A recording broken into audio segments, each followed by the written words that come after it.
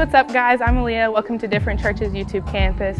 While you're here, go ahead and subscribe and put on the post notifications, and go ahead and follow our other socials on Facebook, Twitter, and Instagram. And if you're feeling generous, go to dfrnt.church and press the generosity button. And I hope wherever you are that God speaks to you and you come back next week. It's the vibe for me. It's your vibe for me.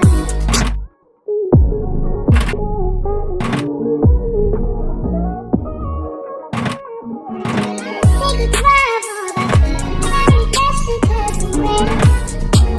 Nobody's quite like you. Baby, you got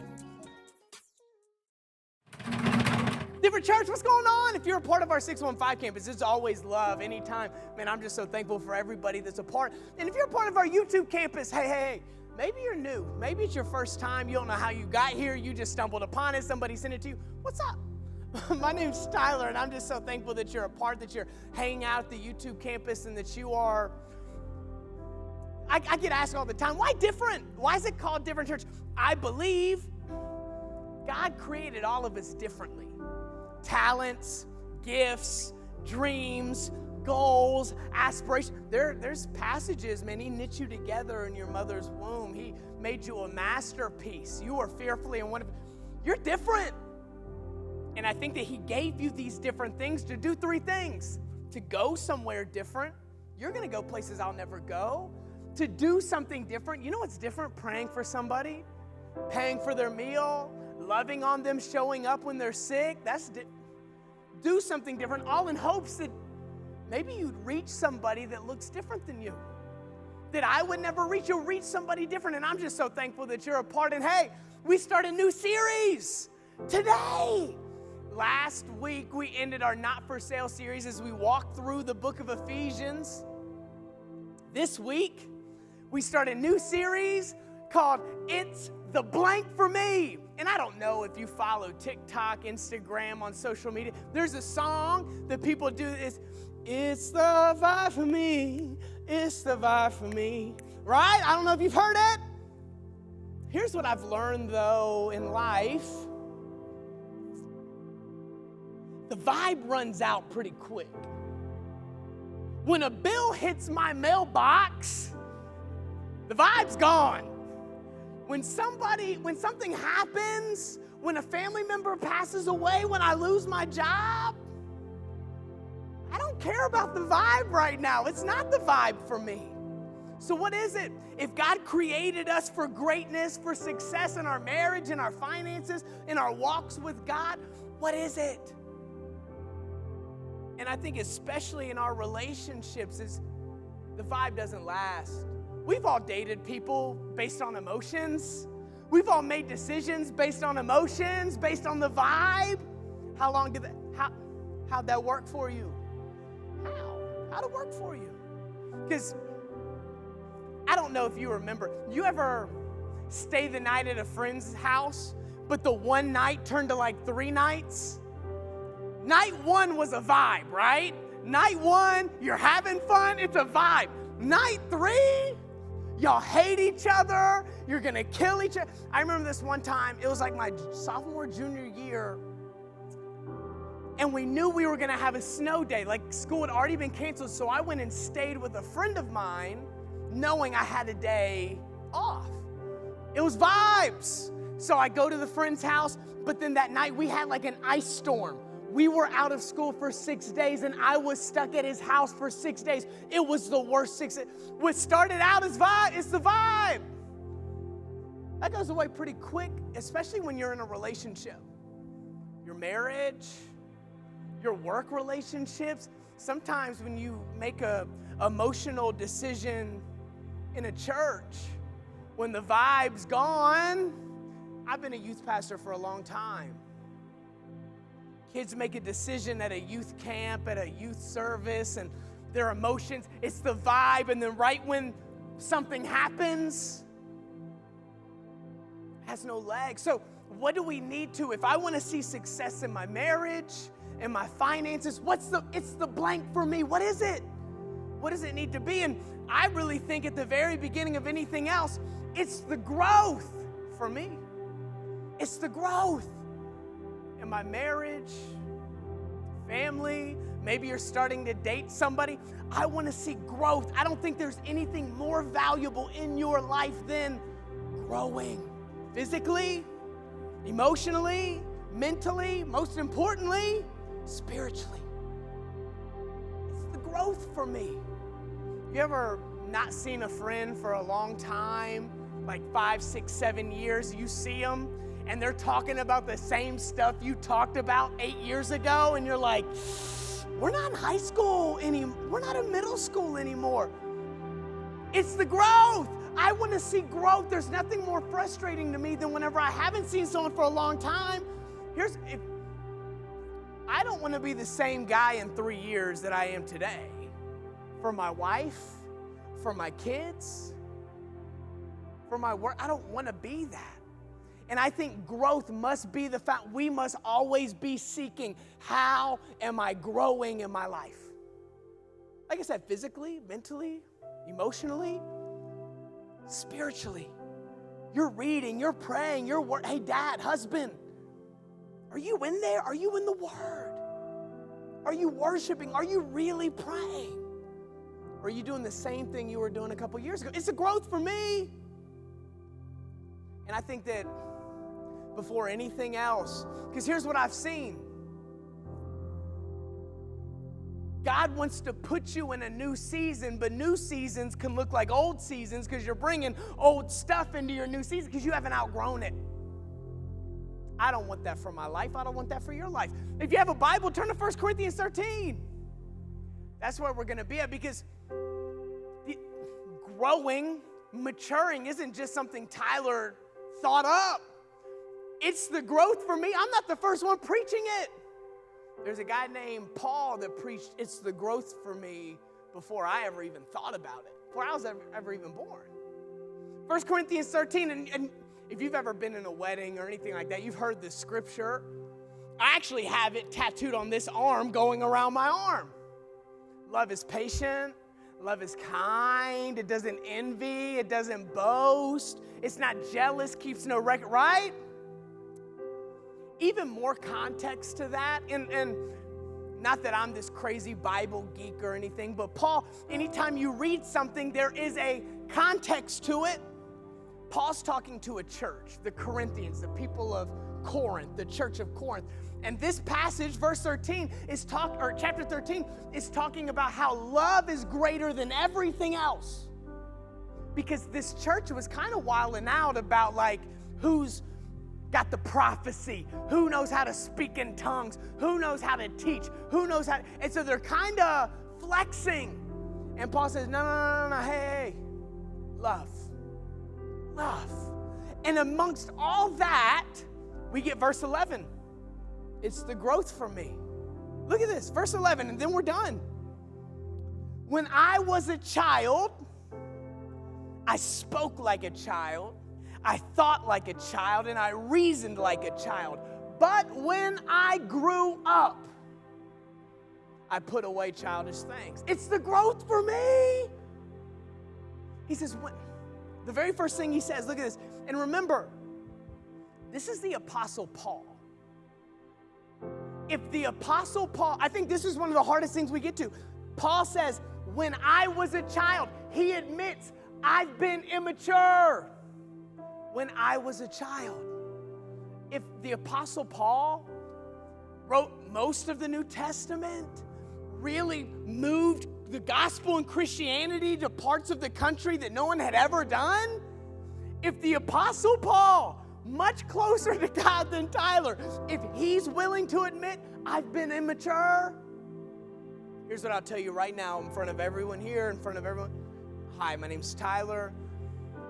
I've been a pastor for almost 10 years. I've been married for almost 8 years. I have a 7-year-old, and I have an almost 5-year-old. I'm immature. I'm not perfect. I'm not grown. If the Apostle Paul can admit, I'm a child, Tyler can too. It's okay that listen, I don't know who needs to hear this. it's okay that there are places in your life that you still need growth in. That's okay. I promise it's okay. But there has to be a time when you say, I gotta grow. I'm lacking here, I need to grow. But a lot of times we just push it to the side like it doesn't exist. Or here's what ends up really happening. Hear me. What I think God gave us relationship for, one, because we're lonely. Remember in Genesis, he saw that no man should be alone, so he gave him a helper. But you know why? What else? Relationships reveal if you're growing. You know, I used to think, and hey, I used to think I was pretty clean. I used to think, okay, I did the dishes once a week. I did my laundry when it got too high. I used to think I was pretty solid. My house was okay. But then when my wife moved in, she revealed in me I wasn't as grown as I thought I was. You ever been around somebody that it reveals to you you're not as grown as you think you are? I thought I was clean. I thought I was solid. Then my wife comes in. That's why God gives us relationships, to reveal in us. You know what else reveals how mature you are, how grown you are? Problems. Problems. If you are still with your spouse, in your life, in your walk with God, if the same things that caused you to struggle 7 years ago, you're still fighting those, you're still fighting about that, you probably haven't grown from year one. Those are year one issues. God's saying, hey, let's move on, let's move forward. But a lot of times it's not even that, we just don't think we have a problem.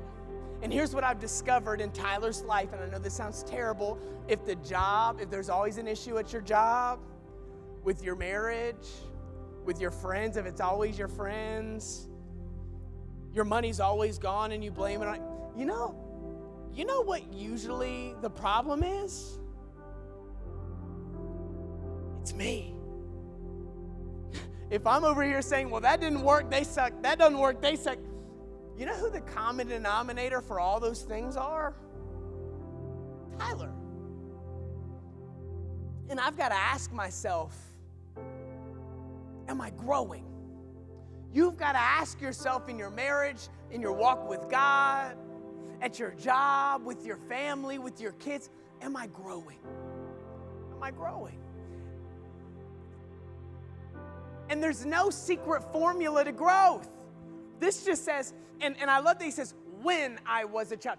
There is a timeline of being a child. And one of the most frustrating things about growth is you can't do it overnight. You can't. You ever been at the gym? You do like 20 crunches. Maybe this is just Tyler, and you go to the mirror to look and see if the six-pack has happened. It's just not. Growth takes time. So hey, if you're trying right now, if you're reading and you started reading at the beginning of this year, but you just haven't seen breakthrough, keep reading. Don't stop. If you started saying how good your wife looks every day and she hasn't noticed, keep saying it. It's not just some magic formula that just happens. It's time. Growth takes time. I don't think there's anything more important. And you know why I think growth takes time? Because God desires something that He desires to be next to you. He desires to be close to you. So the growth process takes you being close to Him for a long period of time. Growth takes time. There's this mall where we live, and there's a carousel at the mall. And my daughter Asher, and they have a sign that looks something like this, and it says, you must be this tall to ride this ride. And my daughter Asher, she runs up to it, and she's not tall enough, but her big sister runs up to it, and she's tall enough, so she gets on the carousel. And my daughter Asher gets so mad. She wants to be the big sister. And what I've seen when we surround ourselves with people that grow, rather than being inspired by growing people, we become intimidated, we become insecure around them rather than it's just not my time yet. I will ride this, just give me time. I'm growing, I'm preparing myself, I'm getting bigger. But growth takes time. And we have to understand everything I'm doing in my marriage, in my finances, at my job, it's a process. Because God desires this closeness. As you grow personally, you're also growing closer to Him relationally. And usually if you look back on seasons where you felt like you grew a ton and seasons you didn't, look and ask, what was my devotion life like? What was my prayer life like? How much was I reading? My worship?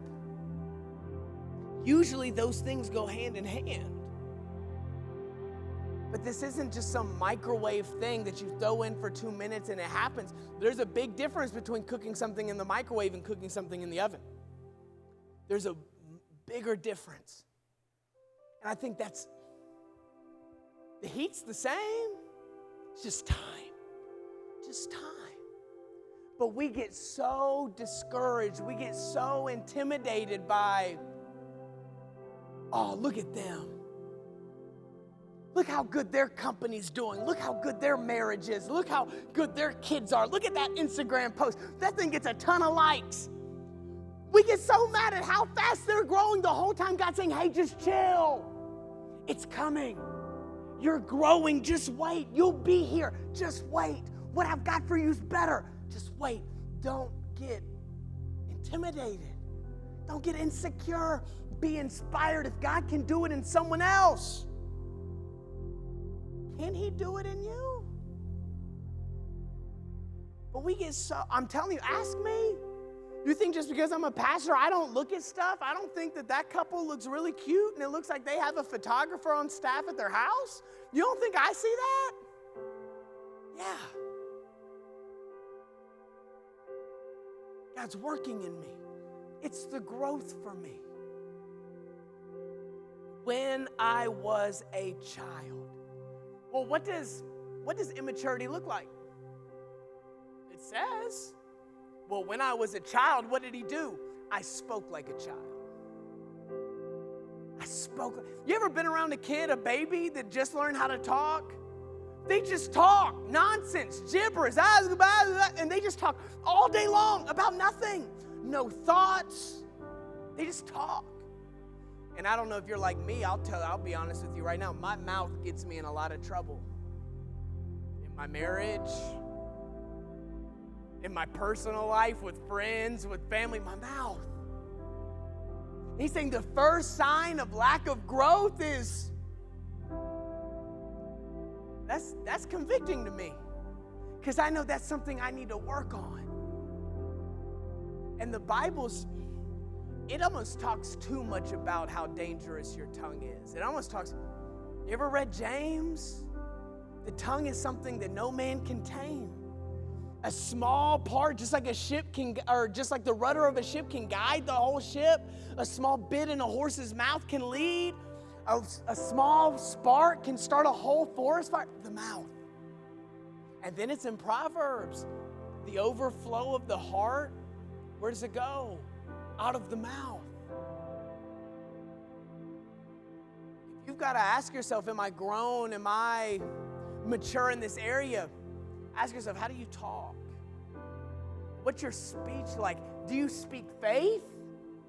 Right? You're always talking negative about finances, about your marriage, about your friends, about your family? Or do you speak out in faith? Because that's what a mature believer, it's the growth. It's the growth for me. And the easiest way, the most public way you can tell, how does somebody talk? How do they talk? And this is dangerous for me. Like I said, this is something, my mouth gets me in a lot of trouble.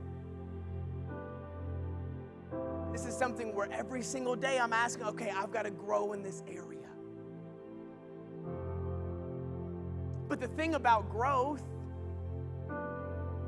It's not just public, is it? Most of it's not public. It's private. When I was a child, I spoke like a child, but then it says, I thought and reasoned like a child. You know where that happens? You know what I can hide from you? What goes on in here. I can hide what's happening in here. That's scary, isn't it? I can say all the right things, but be worried, stressed, anxious, depressed, angry, bitter, jealous. But I sound good. It's the growth here. Here.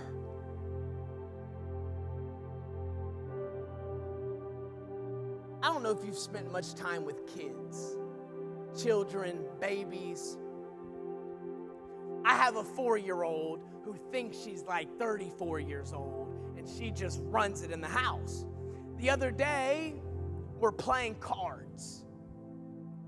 And we start playing this game, and her thought process as a 4-year-old began to come out. We're playing the game, and I can't remember what we were playing, but I lay a card down, and she says, Daddy, you can't do that. I said, why? I'm playing the game. She says, you can't do that because you're playing me. I was like, what are you talking about? She says, you can't beat me, Dad. I'm playing, so I have to win this game. I said, Asher, that's just not how it works. That's not how no, Dad, that's how. And then I began to think, that's how a child reasons. I'm hungry, I want it now. I'm thirsty, I want it now. I want to win, I want to do this, and they have no thought. When he's saying, when I was a child, I thought about myself and myself alone. Pride. You know what the most poisonous thing to your marriage is? Pride. Not adultery, not stealing, not cheating, not sinning. Pride. Pride, because there's a guaranteed fall. Pride. And as a child, when you think like a child, all you think is, I win. I win, I win, I win. You know where freedom comes in? Telling your spouse, you're right. Telling your spouse, I'm sorry. Saying, I don't know.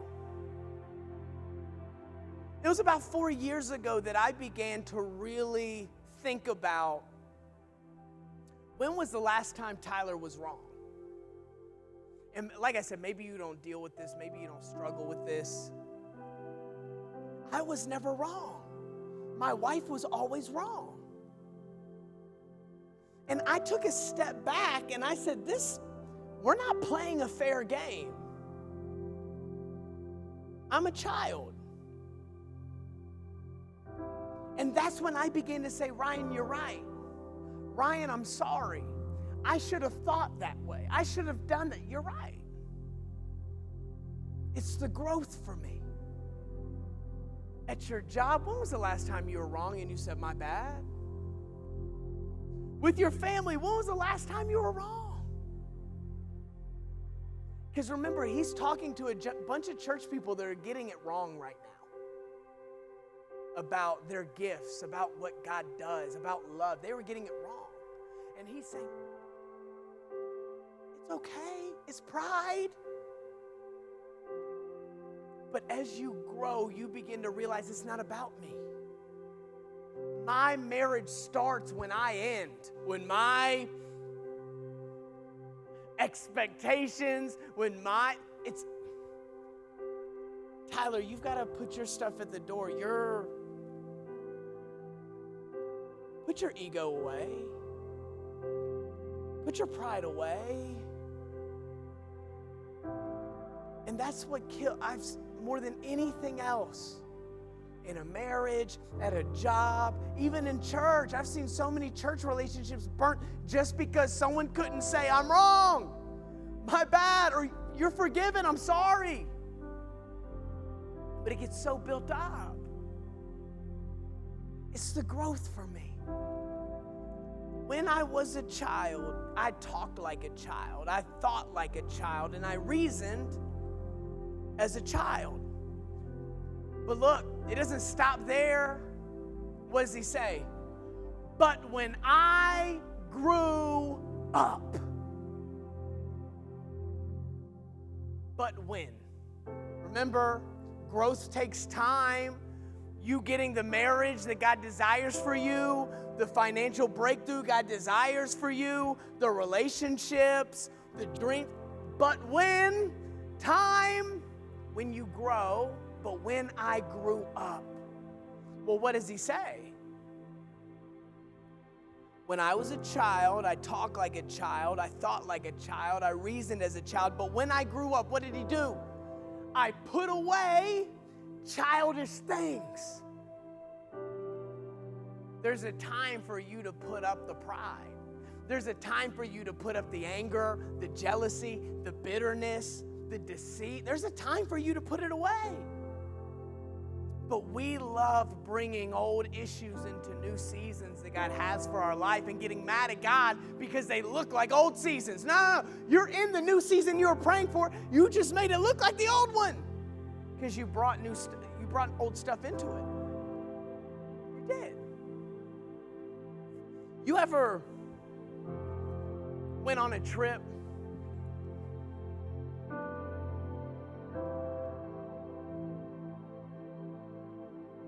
If you've traveled before, you know you can only take usually like one bag. And so what do? Say you're going to Hawaii, you've got one bag. You put the essentials in this bag, don't you? There are some things that cannot go with you to this new destination. I had my daughter pack this for me. I asked my daughter, will you pack this bag for me? You know what she packed for me? This pink bear, this bear.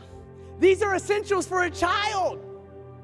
But if we're going on a trip, if God's got somewhere that he wants me to go, I can't bring certain things. I can't bring the jealousy. I can't bring the deceit. Paul says, I put away childish things. I know that there's something more for my marriage. I know there's something more for my job. I know there's something more for my dreams, my futures, my passions. I can't bring this bag full of this stuff. I just can't. It's childish. The anger, the jealousy. But you've been bringing this bag into new seasons your whole life. You know what else? I mean, you could bring this stuff. You really could. Something else I've learned in traveling, what happens when you have more than one bag? It costs you. It costs you a little extra, doesn't it? To bring on another bag, what is it, $40, $45? You can bring this stuff. You can. It just might cost you something on your trip. Getting to where God called you to, you can pack up the anger and the jealousy and the bitterness. You can. Just might cost you something in your marriage. And that's my prayer for you, wherever you are, whatever you need, a new destination, a new trip to, a new vacation, you need to get to the next. God's called your marriage to thrive and to be full of love and grace and mercy. You got a bunch of bags you're bringing with you. What does he say? I just need to put these bags away. I need to put them away. That's my prayer for you, wherever you are, whoever you are, whatever you're going through in your marriage, at your work. You just bring the same baggage into the new job every 3 months, every 6 months. New school, same thing. New bag, or old bag, new season. Maybe you've just been hopping from church to church to church, and you keep blaming it on every pastor, every volunteer you see. No, it's the bag. It's the teddy bears you got in there. That's what it is. You've been carrying those around for a long time. It's the growth for me. It's not the vibe. This isn't just some emotion. It's the growth. God, we love you. Thank you that you've called me to something great. You've called me to something awesome. God, I'm sorry when I've brought these childish things into these grown scenarios. You've given me platforms, I've just missed the mark. You've given me favor, I've just missed it. You've blessed me, I've just missed it because I spent my whole life bringing pointless stuff into a new season. God, I want to grow. I want to grow closer to you, my wife, my kids. Help me every day to seek after you in a new way. To read more than I ever have, to pray more than I ever have, to worship more than I ever have, to love more than, to drop my pride more than I ever have, to hug more than I ever, to give more than I ever have. I want to grow in every area. God, I know that means it's going to cost me a lot. God, I pray that you would just give me grace through this season to make it happen. So God, I love you. I praise you. I thank you. It's in your name we pray, and everybody said, amen. Hey, what's up? My name's Tyler, and you are a part of our Different Church YouTube campus. And I just want to say thank you. I'm the pastor here. And here's a few things that you can do to stay a part. 1, subscribe and hit the notification bell. Be alerted anytime something drops or releases. We want you to be a part, we want you to be encouraged and inspired and figure out what your different is. But maybe you want to tell your auntie, your uncle, your cousin, whoever. Maybe you want to send that, just share it. Because what I've learned in ministry, people will open a link to a church long before they ever open the door to a church. And maybe you're on Instagram or Facebook or Twitter. Follow us, Different Church Nashville. Be a part. See what we're doing every single day. And maybe, last but not least, you're an OG. You're a real one. You really want to get plugged in. All you got to do is go to different.church. That's DFRNT.church to find out more about us, the church, how to give, how to be a part, all of that. But I love you, and I will see you next video.